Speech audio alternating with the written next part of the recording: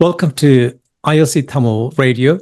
Today we are actually going to discussing Ontario Court of Appeal upholds Bill-104, a landmark victory for Tamil genocide education. In a significant ruling, the Ontario Court of Appeal has upheld Bill-104, a controversial piece of legislation that mandates the teaching of the Sri Lankan Tamil genocide in Ontario schools. This decision marks a major milestone in ongoing struggle for recognition and justice for the Tamil people.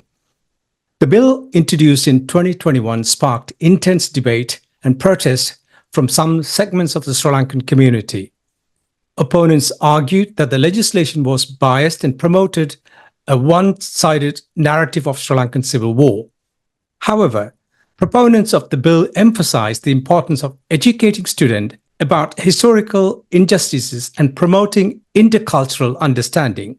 The court's decision upholds the principle that the public education should be used to promote a diverse and inclusive understanding of history. It also sends a powerful message to the Tamil diaspora that their experiences are valued and recognition. We have Anushan from NCCT, former director, secretary of board, joins us to discuss this. Welcome to ILC Tamil Radio, Anushan. Thank you. Thank you for having me. Could you just kind of give us a background around what is the main purpose of Bill 104? What are the key provisions of the bill? Yeah, it's a great question, and it was a landmark achievement for all Tamil Canadians here.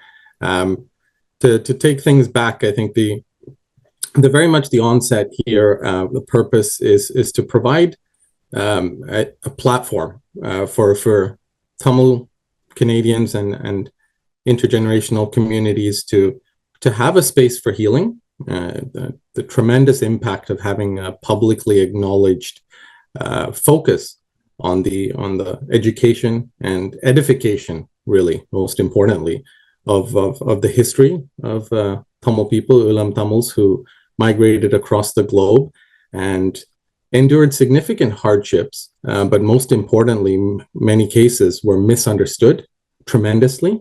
Their stories, their histories, their past, the motivations of their people, tremendously misunderstood and often miscategorized. And that was very much a part of the Tamil Canadian experience growing up for all of them, all of us.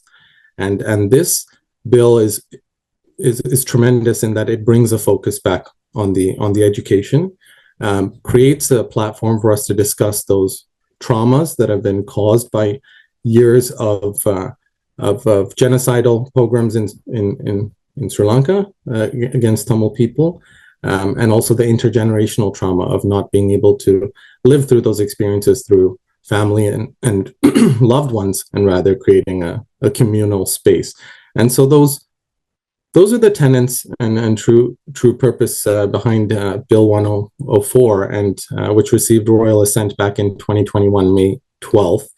And the provisions contained within, again, Vijay Thanigasalam, the MPP for Scarborough Rouge Park at the time, was the main proponent here. And we together saw a really strong, cohesive collaboration between different levels of government who also understood the very same impact that Tamil Canadians have faced throughout their lives, and especially the need for this clarification and re-education of communities here about Tamil people. And so the provisions extend almost exclusively within the Education Act itself, and provide sort of a space for programming, and that's specifically during the Tamil Genocide Education Week, but can extend beyond. And that content, I can say, is truly quite compelling and contextualized. And maybe the significant delay in bringing this to sort of the classroom has been this interplay of foreign intervention and needless and endless appeals that the Ontario government has had to combat and expend significant resources. It's also left school board trustees and counselors in a limbo of inaction, where they're unable to build out the programming and curriculum around this the bill that received royal assent back in 2021. So we're really optimistic that this second failed appeal will then build the momentum towards enacting and really materializing the curriculum and programming.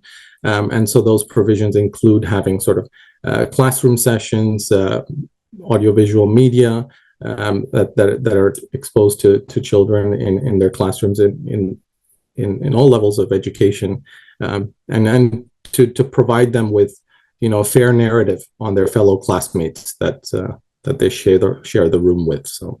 What are the potential benefits of teaching about the Sri Lankan Tamil genocide in Ontario schools? Yeah, so it's a brilliant, vibrant community we have here, and I think Canada has truly been a continual experiment for the world. Very important to note that Canada is home to just over 600,000 Ulam Tamils now, and the vast majority of them are concentrated around Ontario. There's a few pockets of communities in Quebec and outside in other provinces, but the tremendous amount of Tamil folks are within Ontario. And the importance here is that a lot of folks that have found themselves in Canada tend to be, of course, have found their new homes through immigration or through using the refugee status throughout their years, or have emigrated, through many countries and eventually come to call Canada their home. But one thing is certain is the Ulam Tamil community here is still fairly young, in that the parents of folks here still carry with them a lot of the trauma around the war. Many of them, and a good significant majority of the Tamil Canadians here, migrated in and around Black July and afterwards, with a significant portion coming after 2009 in the final stages of the genocidal war. And so what that has caused is maybe a membrane of silence across our community. A lot of the Tamil first generational folks are now parents who have repressed those memories for very important reasons, in order to build a new life, in order to establish this vibrant and economically and socially powerful community that is the Tamil Canadians of Canada. And what that's created a lack of is the transitive education between parents and children.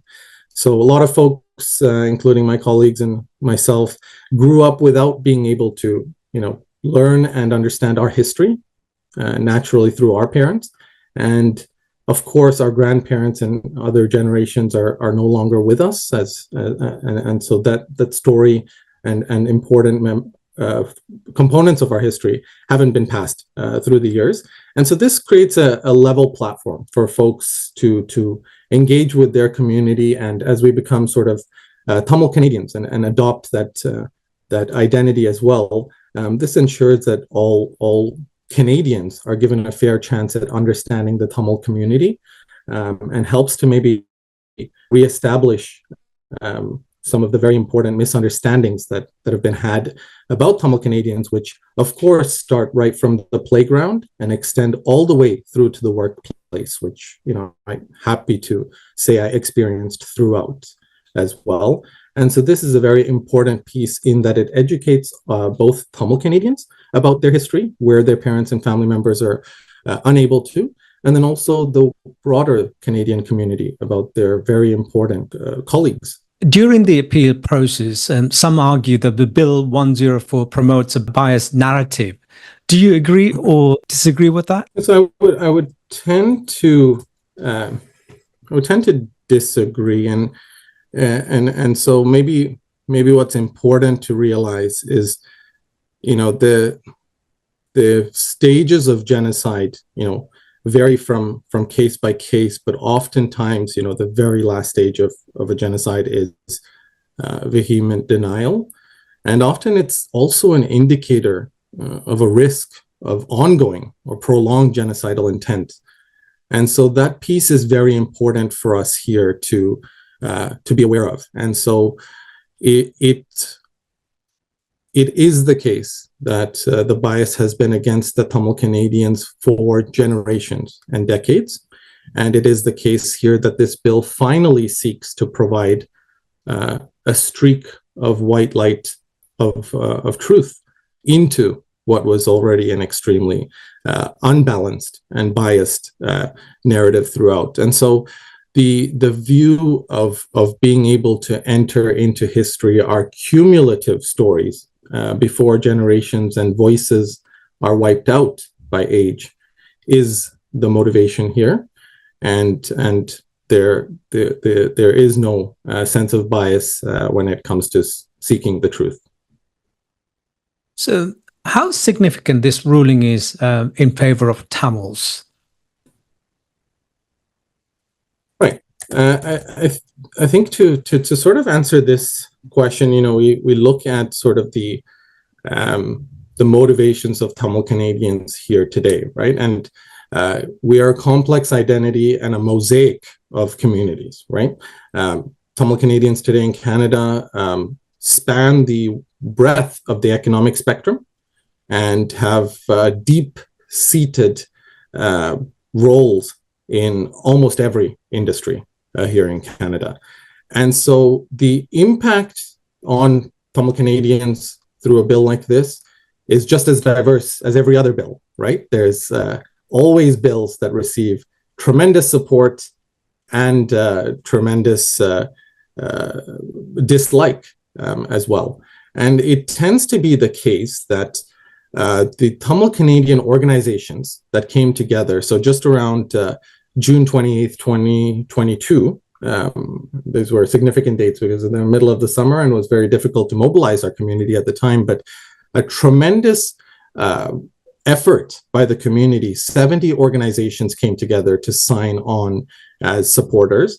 The three core organizations, the National Council of Canadian Tamils, the Canadian Tamil Academy, and Canadian Tamil Youth Alliance were the three organizations that banded together to raise this $300,000 to hire a law firm, Goldblatt Partners, to intervene as the official interveners at the time.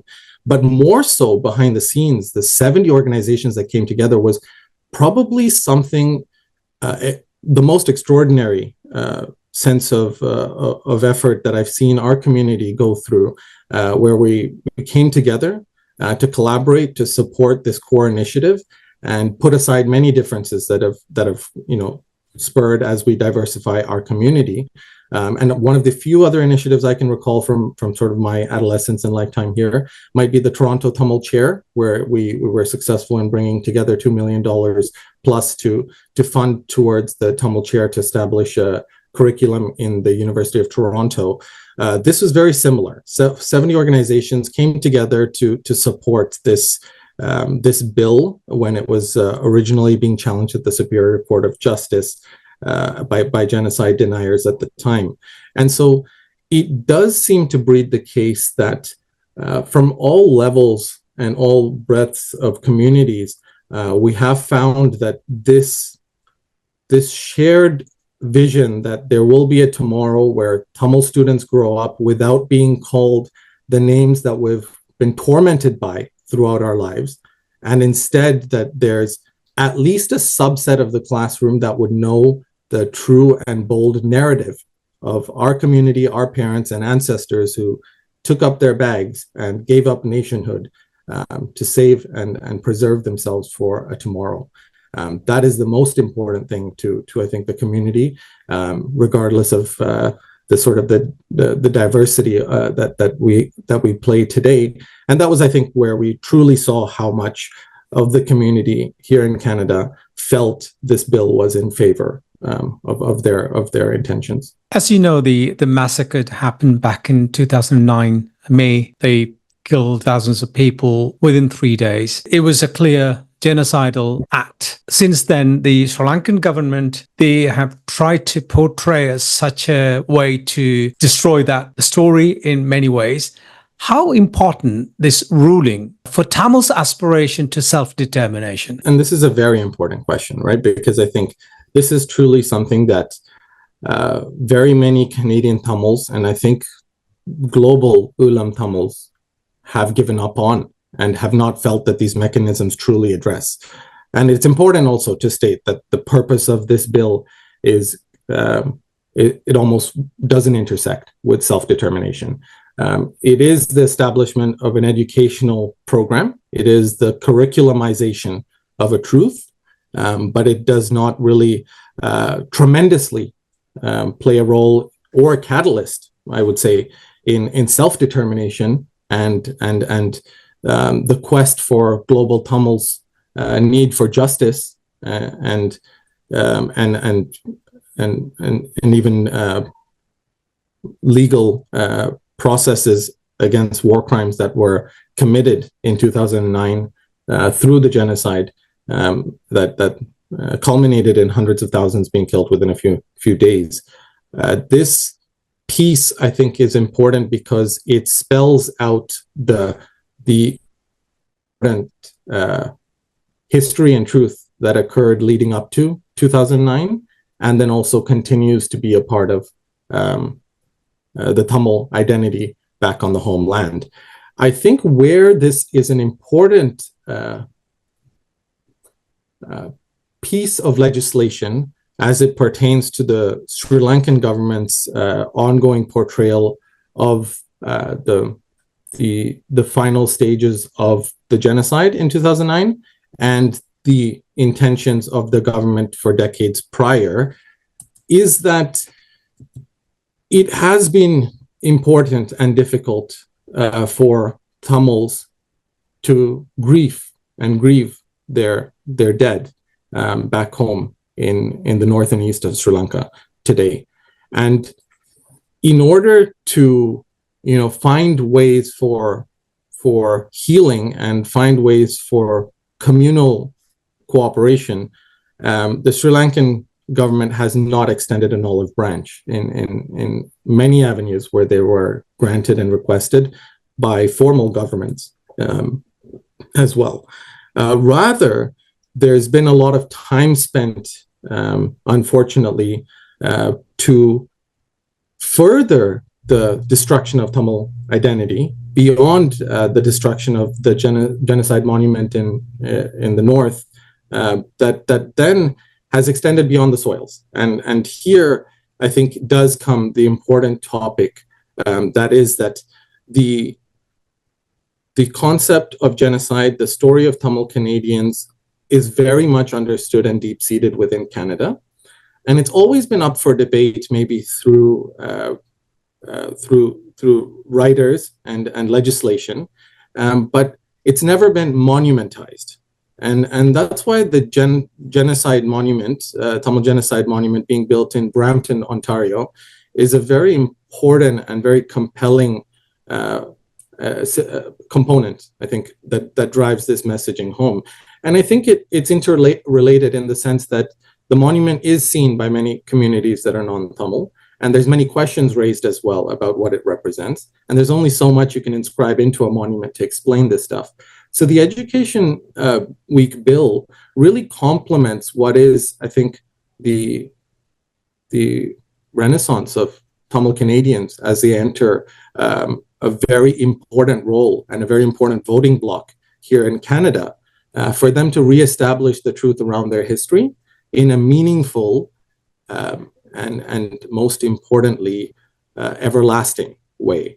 And so in that way, I think that self-determination for Tamil Canadians comes back to their identity, right? Rather than nationhood. It's the idea that we did live and we did experience true trauma, and there should not be an ability for authors and writers and journalists even to be able to debate certain elements of that, because the holders of those truths beyond the large database of war crimes that are contained within UNHRC and many other non-profits and NGOs.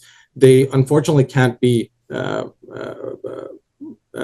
unfiled and brought to evidence each time for each of these discussions. And so this is a very important piece to help Tamil Canadians all feel confident that there is a universal narrative, and most importantly, that it's a communal narrative that's based on all of these supporting organizations and the associated beliefs and stories that they've always upheld.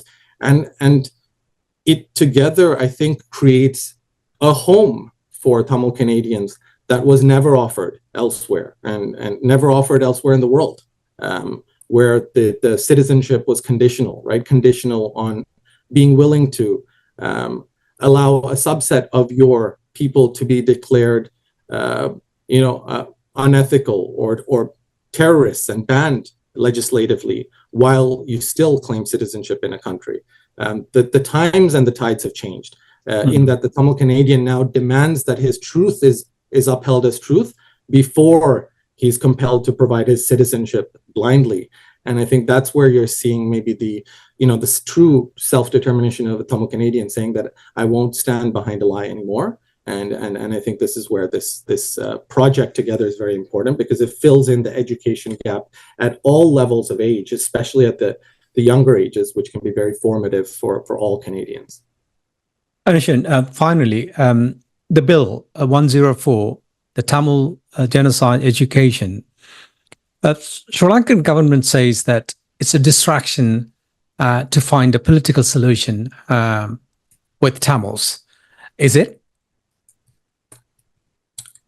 Right. So it's a really important framework that we lay down when we say solution, right? And there's a very important framework that includes the sort of war crimes being prosecuted through to remedial justice, right? And justice for so many crimes of the past and ongoing. And so I've rather come to realize that this bill has been maybe the only catalyst to a solid understanding of how we could work together with potentially any partners that could help Tamil's right to self-determination, is that we've created a framework for the very first time that refutes the counterclaim we've heard all throughout our trips to Geneva and UNHRC in the previous years, which is it doesn't appear that the Tamil people are unified on their belief or their acceptance and view of history, or how they would like to continue identifying themselves as.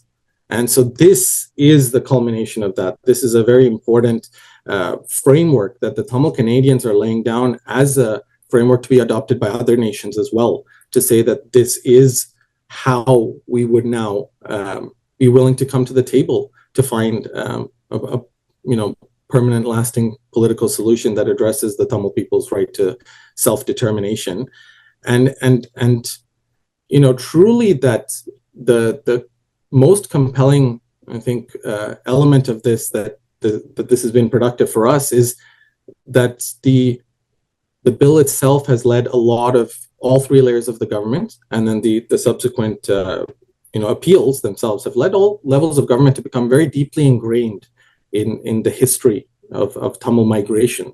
Often a lot of this stuff is very transient, and there's a lot of global conflicts going on today. So it's very difficult for folks to have been rehashed on some of these topics, but it's important for us because this bill has reaffirmed what the challenges of the past were around a political solution, and so rather has laid a new watermark, if you will, and a new baseline sort of negotiation starts, and it starts around acceptance, right? And that's where we're at. It's really just the first step here. I mean, and it unfortunately is proving to be quite problematic. But the challenge is that acceptance is the key. There's been years of unwritten narratives, and so I think the most difficult thing for many of us to see is that there is still a willingness and support for the the genocide deniers within the Canadian Tamil community, and within the Canadian community, and we foresee that denial is, as we said, a really significant ongoing risk as well. So more importantly, I think we welcome productive conversational dialogue through the Canadian authority who fully understands the nuances in these issues, and rather I think using the bill to which is purely educational, involves the significant Tamil community that exists in Canada. It really is difficult and should not be politicized towards a political discussion or create an avenue for a negotiation between Tamil Canadian community and the Sri Lankan government. It's really not the purpose or the intention. Anushan, on behalf of ILC Tamil Radio listeners, may I take this opportunity to thank you for your team and your tremendous effort that you all are putting in.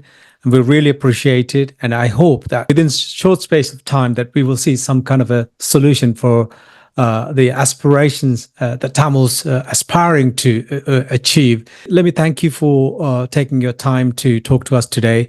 And let's catch up another time. I'm sure that you are actually on your way to Geneva very soon for the next session. So hopefully we will get some more details from there. Thank you so much for taking the time to talk to us. Yeah, absolutely. And I just want to thank as well, as you said, the breadth of the team here. The National Council of Canadian Tamils is made up of hundreds of folks and volunteers at all sorts of locations throughout Ontario and Montreal. So this bill was really a culmination of Vijay Thanigasalam, other notable Tamil politicians and non-Tamil politicians, and also the grassroots fundraising through GoFundMes, through e-transfers and checks. So I think a lot of those contributors are also your listeners here. So for all those listening, thank you again on behalf of Tamil Canadians for all your contributions throughout this Bill-104 fundraising. And of course to ILC for staying so close to us. It's truly, I think, one of the most powerful times for Tamil people all around the world. Hats off to you all. Well done. Thank you.